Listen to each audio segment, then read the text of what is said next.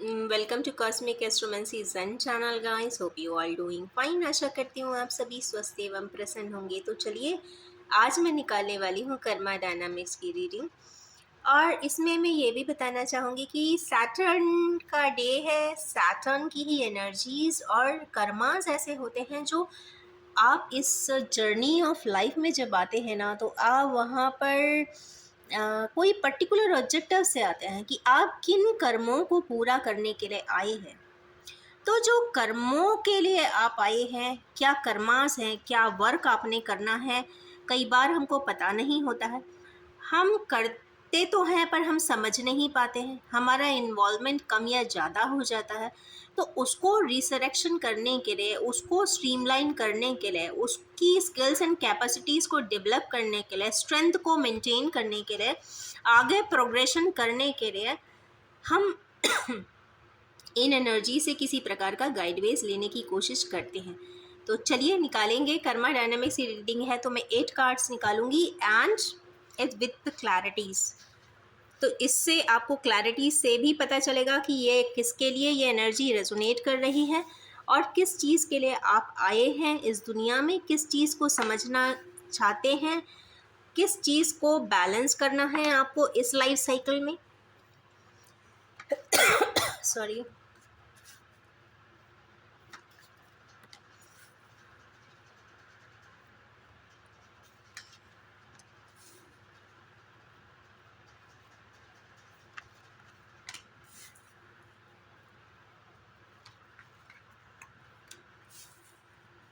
आज की जो एनर्जी की रीडिंग है इसमें 2 मेजर अरकाना आए हैं। फैमिली लाइफ की है कार्ड्स और कंप्लीट एंड कहते हैं ना 10 नंबर की एनर्जीज भी आई है, 2 की भी आई है, डिसीजन मोड पे हैं। और यहाँ का जो मेजर अरकाना है एम्प्रेस है एंड हैंगमैन है। चलिए निकालते हैं। सबसे पहला कार्ड कर्मा डायनामिक्स में 4 का नंबर क्यों आया है। 4 का नंबर यहाँ पर ये है कि हमारे के न्यू ईयर्स की लाइफ में स्टेबिलिटी नहीं है। देखिए, बहुत मेजर चीज़ें यहीं पे आई है। 4 यहाँ पे भी 4 है। 4 की एनर्जीज बिल्कुल एक साथ आई है, ये एक खास बात है। चलिए निकालते हैं क्लैरिटी कि भाई 4 ऑफ सोर्ट्स क्यों आए। पहले इसको ही क्लैरिफाई करते हैं। हमारे के व्यूअर्स जो बहुत लविंग है, केयरिंग है, अंदर बहुत प्यार रखते हैं लोगों के लिए, अंदर से सबके लिए सब कुछ कर देना चाहते हैं, मन बहुत कोमल है, वो किंगशिप में है और वो अपनी पुरानी किसी गतिविधि को, कई घटना को ज़रूर याद करते हुए दिखाई दे रहे हैं। तो उन्हें क्या करना है, वहाँ पे आपको बैलेंस नहीं करना है, आपको वहाँ स्टेबलाइज करना है। और वहाँ पे ही उनकी कोई लाइफ साइकिल का कोई स्टेप फेज यहाँ पे कंप्लीट होता हुआ दिखाई दे रहा है। इसका मतलब है कि इसी ज़िंदगी में आप एक लाइफ साइकिल के एक फेज को या फिर एक स्टेज को या एक प्रोसेस को या एक साइकिल को कंप्लीटली एंड भी करेंगे और एक रीस्टार्ट करेंगे भी। अब ये किसी भी चीज़ से रिलेटेड हो सकता है, पर चूंकि सोड है, थिंकिंग प्रोसेस, थॉट प्रोसेस, तो थॉट्स जो आपके ऐसे हैं वो जो इंस्टेबल हैं, समझ नहीं पाते हैं कि ऐसा उनके साथ घटनाएं क्यों होती हैं। तो भाई आपके साथ ऐसी घटनाएं इसलिए हो रही हैं क्योंकि डिवाइन क्लॉज ये चाहते हैं कि आप एकदम से स्टेबल हो। स्टेबलाइज एनर्जीज तभी होती है जब माइंड एंड इमोशंस के बीच में अच्छा तारतम्य बन जाए, अच्छा बैलेंस बन जाए। अगर इमोशनली आप बैलेंस हैं तो आपकी लाइफ में स्टेबिलिटी चारों तरफ से आएगी। पर वो स्टेबिलिटी पालने के लिए शायद आपको साइकिल का एक फेज यहाँ पे कंप्लीट होगा ज़रूर, ये कंफर्म है। सॉरी। और मैं चूँकि ये 7 डेज़ की अपडेटेड रीडिंग बनाती हूँ, तो इस नेक्स्ट 7 डेज़ में कोई ऐसा कॉन्सेप्ट, ऐसा कोई पॉइंट आपको ज़रूर मिलेगा जो आपकी इस वाली साइकिल को या फिर इस तरीके के कर्मास को कवर करने के लिए, बैलेंस करने के लिए, प्रोग्रेस होने के लिए कोई इवेंट एपिसोड ज़रूर देगा, जिससे कि आप अपने कर्मों को कर सकें। नेक्स्ट है यहाँ पे 4 of Wands, energy, enthusiasms and complete balance in family। अब ये वाला कार्ड जो आता है, कंप्लीट बैलेंस इन फैमिली आ रहा है, और सबसे बड़ी बात ये, जब 1111 की एनर्जी होती है तो ये ट्विन फ्लेम को भी डिनोट करती है। और ट्विन फ्लेम, जैसे मैं पहले भी बोलती हूँ कि थोड़ा सा रफ पैच की लाइफ जर्नी ज़रूर है, परंतु वहाँ पे यूनियन एंड रिकन्सिलिएशन ज़रूर होता है, क्योंकि वहाँ पे जो आपका भावनात्मक तौर पे जब आप एक दूसरे को नहीं समझते हैं और वही भावनाओं के बेसिस पे आप एक दिन संपूर्णता के साथ सरेंडर कर देते हैं, तो ये जो जर्नी है इनस्टेबल एंड डिस्टेबल तरीके के इमोशंस की किसी के लिए, और बाद में जाके उसी पर्सन पे सरेंडर होने की, क्योंकि आपकी भावनाएं कुछ और बोलती हैं, प्रैक्टिकली आप कुछ और करते हो, किसी तरीके के दूसरे सिनेरियोज में जाते हो, समझते नहीं हो, पर जब समझते हो तो आपको उसका यथार्थ भी समझ आता है। तो कुछ इस प्रकार की एनर्जी है गाइस, और इस वीक कुछ ना कुछ रेजोनेट ज़रूर होगा। चलिए निकालेंगे 2 कार्ड इसकी क्लैरिटी के लिए। तो पहला कार्ड ही आया है यहाँ पे वैंड्स का, और दूसरा आया है क्वीन ऑफ वैंड्स। वैंड की एनर्जी है, तो ये तो कंफर्म बात है कि आपको जो हार्मोनाइज करना है, एक ऐसे पर्सन के साथ करना है जो बहुत एंथुजियाज्म के साथ अपनी ज़िंदगी को लाइवली जीती है, आगे बहुत कॉन्फिडेंटली बढ़ती हैं, अपने आप में बैलेंस रखती हैं, इनिशिएटिव लेती हैं, और कहीं ना कहीं एंथुसियाज्म है, जो भी है ओरिजिनलिटी भी होनी चाहिए, ऐसा कुछ दिखाई देता है। थ्रोन पे है तो मतलब अथॉरिटेटिव है, मतलब अथॉरिटी वाले पर्सन जो खुद अपना डिसीजन ले सकता है, मतलब उसको आप डिक्टेट नहीं कर सकते। तो ऐसा कोई पर्सन ज़रूर होगा जिस पे आपका डिक्टेटरशिप चल नहीं सकता है, बट हाँ, प्यार से आप किसी से कुछ भी करा सकते हैं, बट आप सोचें कि आप डायरेक्टिव्स दें और सामने वाला चलेगा, तो ऐसा ज़रूरी नहीं, क्योंकि यहाँ पे भी क्वीन ऑफ वैंड्स की बात हो रही है। तो जो भी हैं अपने डिसीजंस वो खुद लेती हैं, जो उन्हें सही लगता है वो वही ही लेती हैं। तो उनके साथ किसी तरीके का बैलेंस या इम्बैलेंस, जो भी है, इम्बैलेंस है तो बैलेंस कर लीजिए, और बैलेंस है तो कोई बात ही नहीं है, आप आगे की तरफ प्रोसीड कर सकते हैं। नेक्स्ट कार्ड यहाँ पे एम्प्रेस है। एम्प्रेस इज ए, कहते हैं ना, एवरग्रीन फेमिनाइन एनर्जी, मुझे बहुत पसंद है इसलिए क्योंकि वो ग्राउंडेड भी रहती है, वो अपनी नर्चरिंग हैबिट्स में रहती हैं। और एम्प्रेस कहीं ना कहीं भाई एबंडेंट होती हैं और प्रॉस्पेरस होती हैं, और ये उनके लिए आया है जो लोग अपने आप को ऐसा फील करते हैं कि वो कहीं ना कहीं या तो बंधन महसूस कर रहे हैं, चाह के भी किसी चीज़ से आगे निकल नहीं पा रहे हैं। एक और निकालूंगी, थोड़ा क्लैरिटी और हो जाए। जहाँ पे वो लोग को किसी प्रकार का बंधन महसूस हो रहा है, उनको कहीं से कोई या तो कम्युनिकेशन करने की ज़रूरत है, या कहीं से कम्युनिकेशन आ रहा है, जिससे कि जो उनकी डेविल वाली सिचुएशन है उनके लिए यहाँ पे प्रॉमिसिंग है। तो इस तरीके की एनर्जी, कहीं ना कहीं से कोई कम्युनिकेशन वर्ड यहाँ पे एसोसिएट होगा। नेक्स्ट यहाँ पे जो मेजर अरकाना है वो हैंग्ड मैन है। अब भाई हैंग्ड मैन क्यों आए हैं? हैंग्ड मैन का कार्ड बड़ा deep senses and deep meaning का होता है। या तो ये बोलता है लेट गो, जाने दो, मेरे को इसकी ज़रूरत नहीं है, इस सिचुएशन की ज़रूरत नहीं है। और एक होता है अटके हुए होना। आप कई बार ऐसी स्थिति में अटके रहते हैं कि आप पकड़े भी रहते हैं, बोलते भी नहीं हैं, आंसर भी नहीं देते हैं, मतलब स्टक रहते हैं। तो या तो आप लेट गो कर देने की विचार में होंगे, या फिर स्टक बने रहेंगे, या फिर ये नेप्चुनल एनर्जी है गाइस, एक ही तरीके के सिरे की बात को दूसरे एंगल से देखने की भी बात हो सकती है।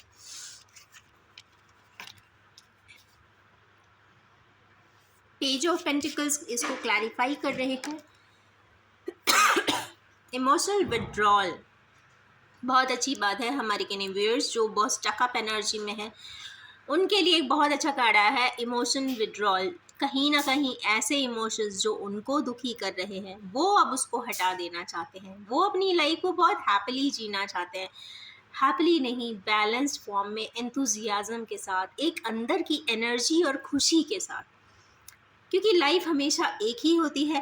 और देखिए, अगला पिछला किसी को याद नहीं होता, वैलिडेट नहीं कर सकते, बट हाँ, ये ज़िंदगी की किए हुए हर कार्य को आप अपने हाथों से वैलिडेट कर सकते हैं कि यहाँ मैंने गलत किया था, यहाँ मैंने सही किया था।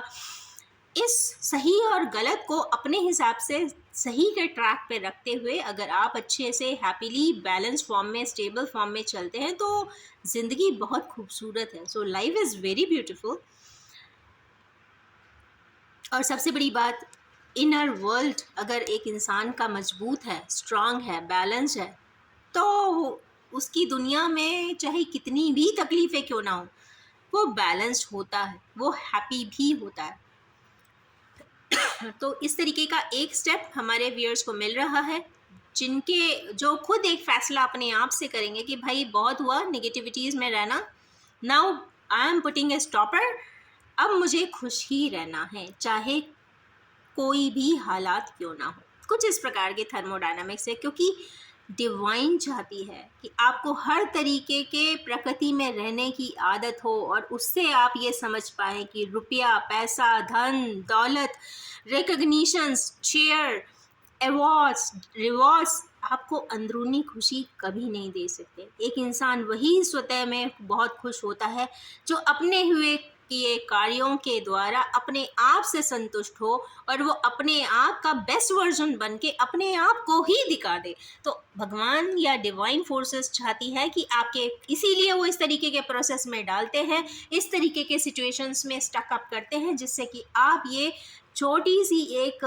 जो मूलभूत बात है वो उसको आप समझ जाएं और अपनी लाइफ में इम्बाइब कर ले, सॉरी इंड्यूस कर ले।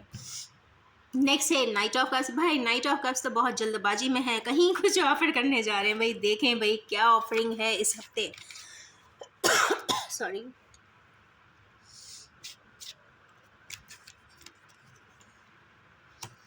यहाँ पे finance and emotions and balance he balance की बात है गाइस। तो वेटिंग एनर्जी है हमारे के व्यूअर्स, अपनी वो जहाँ पे भी वेट कर रहे हैं कि ये कंप्लीट हो जाए, वो कंप्लीट हो जाए, तो वो यहाँ पे चाहते हैं कि भाई अब जो भी है वो कंप्लीट हो जाए, मेरी लाइफ बैलेंस हो जाए, और वो इस चीज़ को करने के लिए बहुत जल्द में भी दिखाई दे रहे हैं। तो बहुत अच्छा कार्ड है ये, इससे अच्छा कुछ और हो नहीं सकता। 9 की एनर्जी को 9 ने ही क्लैरिफाई किया है और नाइट ऑफ कप है, तो यहाँ पे इमोशनल रिलेशंस की बात हो सकती है, इमोशंस बैलेंसिंग की बात हो सकती है और टूवर्ड्स कंप्लीशन की भी बात है। तो जो वेटिंग एनर्जी है उसमें से आगे निकल कर वो अपना कोई कार्य ज़रूर सिद्ध करते हुए दिखाई दे रहे हैं। नेक्स्ट कार्ड यहाँ पे आया है डोल ड्रम्स। करूँ या ना करूँ, चलिए देखते हैं क्यों। डिसीजन तो लेना है, पर क्या डिसीजन लूँ ये नहीं समझ पा रहे हैं। 4 की एनर्जी आज की रीडिंग में फिर से आई है, स्टेबिलिटी। हमारे के व्यूअर्स जो बहुत पैशनेट हैं, पैशन, पॉजिटिवनेस, ये मेरा है, कैसे छोड़ दूं मैं इस चीज़ को। देखो जिस हिसाब से पेंटाकल को अपने हाथ में दबा के रखे हुए हैं, आप समझ लीजिए ये पर्सन, इस तरीके के कोई पर्सन होंगे व्यूअर्स जिनको ये होगा सॉरी, कि उनकी कोई चीज़ उनके पास से नहीं जाना चाहिए। मैं बहुत ज़्यादा पॉजिटिव एंड पैशनेट पर्सन हैं, उनके लिए भी फूल की एनर्जीज आई है। कुछ ऐसा डिसीजन वो लेंगे कि जिससे उनको एक फ्रीडम मिल जाए, इमोशनल फ्रीडम हो, स्पिरिचुअल फ्रीडम हो, फिजिकल फॉर्म में फ्रीडम हो, जैसा चाहें वो कर सकें, जिससे बोलना चाहें वो बोल दें, जैसा बोलें वो सामने वाला अच्छे से समझ भी ले। वो ऐसे अपने फ्रेंड सर्कल को भी बनाते हैं कि भाई मैं ना भी बात करूं सालों साल या 10 सालों साल, तो भी जब मैं बात करूं तो तुम मुझे समझ लो। या फिर वो ऐसे अपने सर्कल एंड सराउंड बनाते हैं कि जिनके साथ वो किसी भी तरीके से कितने बचे भी बात करके अपनी, कहते ना, एक शेयरिंग कर सके। ये एक बहुत पॉजिटिव कार्ड है और वो फ्रीडम की बात यहाँ पे शो कर रहा है, 0 डिग्री की बात कर रहा है। 0 से 360 डिग्री मीन्स 0 से 360 डिग्री रोटेशन भी अपनी लाइफ में शायद ऐसे व्यूअर्स दिखाई दे रहे हैं जो बहुत, या ये हो सकता है कि जो बहुत पैशनेट थे और जो बहुत पॉजिटिव हैं वो 0 पे आ रहे हैं, 0 से रिफ्रेश स्टार्टिंग कर रहे हैं या नए तरीके से नई चीज़ें वो करते हुए आगे बढ़ना चाहते हैं, जहाँ पे बहुत सारा फ्रीडम हो, लोग उन्हें समझ सकें, जो वो चाहें वो कर सकें, जिसको जहाँ वो जो करना चाहें या करने जाएं वो कार्य तुरंत से हो जाए, और जिससे जो वो बात करें सामने वाला उन्हें एक अच्छे मोड में समझ भी पाए, वो ऐसा कुछ चाहते हैं। नेक्स्ट कार्ड यहाँ पे 10 का है गाइस। 10 का कार्ड है गाइस, और अगर इसको हम, ये थोड़ा सा ना, ये अगरबत्ती का एशेस है, गई है इस पे, राहु की एनर्जी है गाइस यहाँ पे। बहुत ऐसे कैनिवियर्स जो अपने आप को बहुत ज़्यादा स्टक पाते हैं, खत मतलब कहते हैं ना, ऐसा लगता है सारे डोर्स लाइफ के बंद हो गए, एक ऐसी स्थिति में पहुंच गए हैं जहाँ पे उन्हें कोई आगे का रास्ता दिखाई ही नहीं दे रहा है। मतलब पूरे 10 है, एक भी सोड की कमी नहीं है। मतलब एक ओवर थिंकिंग है, dark night of the soul से निकल रहे होंगे। मतलब उनका कुछ ना कुछ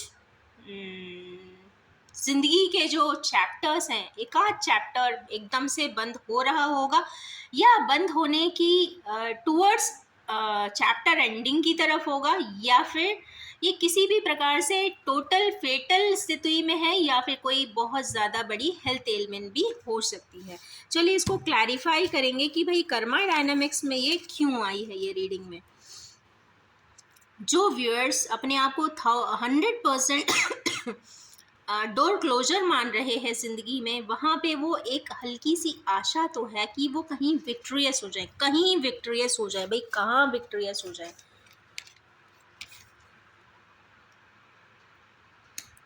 इसको मैं गाइस और क्लैरिफाई करूँगी।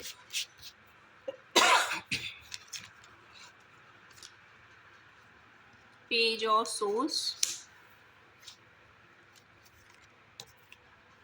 ये मैं डबल ट्रिपल क्लैरिटी इसलिए ली है क्योंकि एक तो राहु की एशेस थी यहाँ पे, ऑटोमेटिकली गिरी हुई थी, तो मुझे लगा कि मुझे इसको चेक करना चाहिए।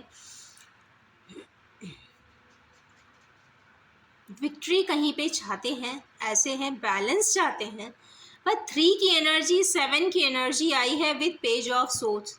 वो ऐसे सर्कमस्टेंसेस में है, एक ऐसी परेशानी दुविधा में है जहाँ पे वो अपने आप को इतना स्टक इसलिए पाते हैं क्योंकि कोई ऐसा पर्सन उनकी लाइफ में ज़रूर है जो बहुत ही इमेच्योर्ड एनर्जी में है।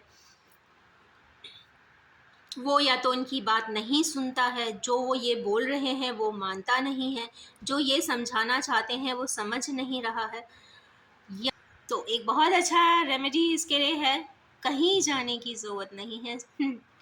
प्रॉपर सॉल्ट बाथ ज़रूर लेना चाहिए, या सॉल्ट शार ज़रूर लेना चाहिए, जिससे कि राहु की एनर्जी ऑटोमेटिकली चली जाती है।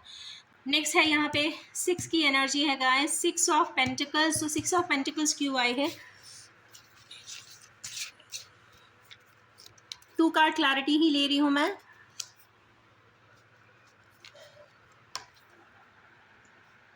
हर्मिट आ गया तो मुझे एक और लेना पड़ेगा, क्योंकि हर्मिट के बाद का क्या रहता है? ओके, ये भी स्टक एनर्जीज है गाइस।